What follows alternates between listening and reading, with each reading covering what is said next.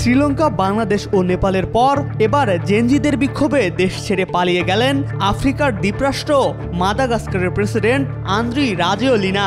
ফ্রান্সের president Emmanuel ম্যাক্রোর সঙ্গে একটি বিশেষ চুক্তির আওতায় তাকে ফরাসি সামরিক বিমানে করে দেশ থেকে সরিয়ে নেওয়া হয়েছে। 13 অক্টোবর ব্রিটিশ বার্তা সংস্থা রয়টার্সের এক প্রতিবেদনে এ তথ্য জানানো হয়। এ বিক্ষোভের সূত্রপাত হয়েছিল গত 25 সেপ্টেম্বর। রাজধানী আন্তানানারিভোতে পানি ও বিদ্যুৎ সংকট নিয়ে বিক্ষোভ শুরু হলে অল্প সময়েই তা রূপ নেয় বৃহত্তম অসন্তোষে। দুর্নীতি, খারাপ প্রশাসন ও মৌলিক সেবার অভাবের বিরুদ্ধে এটি একটি গণ আন্দোলনের রূপ নেয়।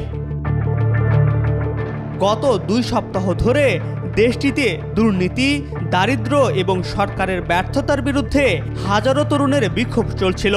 এ সময় সেনাবাহিনীর একটি গুরুত্বপূর্ণ ইউনিট প্রেসিডেন্টের বিরোধিতা করে বিক্ষোভকারীদের পক্ষে দাঁড়ায়। ফলে রাজোয়েলিনা সম্পূর্ণ জনবিচ্ছিন্ন হয়ে পড়ে।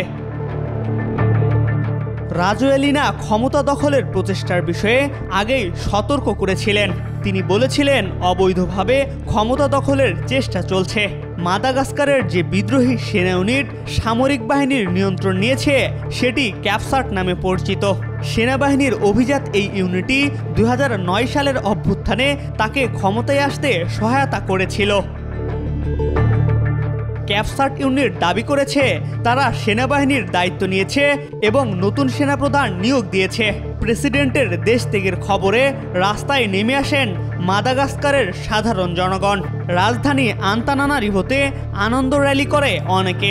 এ সময় তাদের সাথে যোগ দেন সেনাবাহিনীর সদস্যরাও। দেশটিতে বর্তমানে প্রেসিডেন্ট না থাকায় সংবিধান অনুযায়ী সিনেট প্রধান অন্তর্বর্তী প্রেসিডেন্টের দায়িত্ব পালন করবেন। MR আকাশ, আজকাল।